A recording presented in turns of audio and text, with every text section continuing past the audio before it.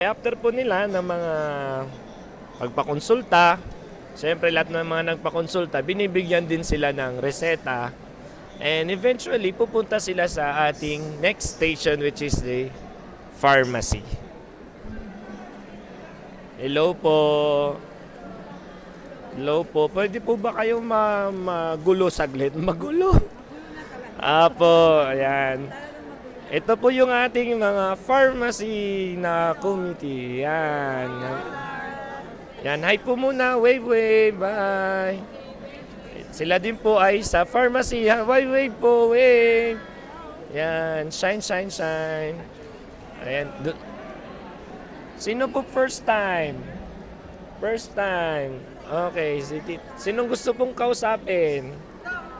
Si Tita. Okay. Tita, kasama ko po ngayon ng isa sa pinakamagandang volunteer natin from USA. Pangalan po? Choy Espino. Tita Choy, kumusta po yung experience niyo sa pagdano ng mga gamot? You really have to work hard and pay attention, Kasi there's so many medications all around the place. So talagang very important, I need nurses here. I need pharmacists here because I'm the only pharmacist here. So, it's really very hard to, kita mo yung kind of job that we do over there. Sabi sa kanila, please pay attention kasi, Ano pong pinakamahirap gawin, Tita? Pinakamahirap gawin? Walang mahirap. Everything is possible. The only thing is that if we should have the drug. Yun lang. Pag wala, walang possible, di ba? Kasi wala tayong drug. And Tita, so far, how's your experience for our first day ng ating medical mission? Oh, how nice. It's not that busy. It's not that busy compared to last year. I'm so blessed that I have a lot of people helping me right now. So it's always a blessing every day. The Lord will show us so many things in different ways, and we're happy that we can really serve, especially for the first timers. Very very fulfilling.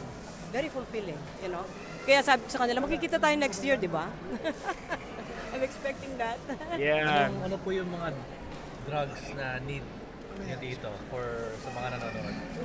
Marami, basically, kasi may mga infection, may mga ganon, may mga blood pressure, yung mga regulars, blood pressure medications, mga ganon. Pero minsan meron tayong makikitang, yung mga medyo grabe na, so we need, those extra medications. Yung mga, Ayun. unforeseen, things that happen. Yeah. So, ayun po, kinaganda lang po dito sa pharmacy section dahil marami sila. And truly, kailangan talaga ng maraming tao dito sa pharmacy section natin. Sa dami ng gamot, na ibinibigay natin, magkakaiba sila ng mga prescription, magkakaiba din ng gamot na kailangan ng isang pasyente. And sabi pa nga ni Tita, kailangan talaga ng attention dun sa mga gamot. Kasi pag nagkamali, siyempre mahirap na. So kailangan talaga maisaayos.